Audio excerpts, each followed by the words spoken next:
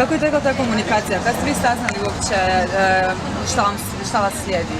Znači, Da vam se ugovor neće produljivati? Prije 3 tjedna smo dobili apsolutno svi dopis u kojem stoji da tržnice i grad Zagreb imaju lošu komunikaciju i zbog toga što oni ne mogu dobiti nekakav papir jedni od drugih da će nama otkazati ugovor.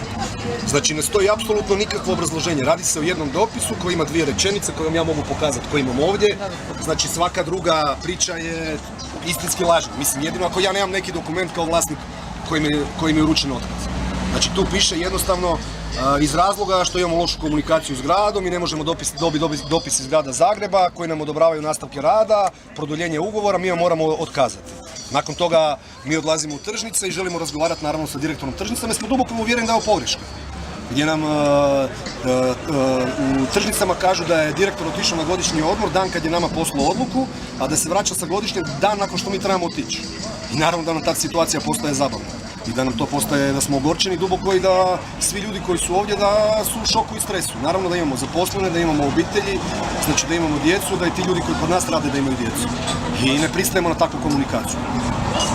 Vjerovali smo da možemo razgovarati sa gradom i da će grad ispraviti pogrešku. Poslali smo nekoliko dopisa, bili smo 10-ak puta, proslijedili smo mailove, ne da nije bilo odgovora. Ne bojim se uopće reći, ulaskom u bilo koju kancelariju, tamo ljudi koji su odgovorni za ovo, odgovor je bio, kaj bi vi htjeli, ajde idite doma, mi ćemo vam poslati mail. Što je to komunikacija.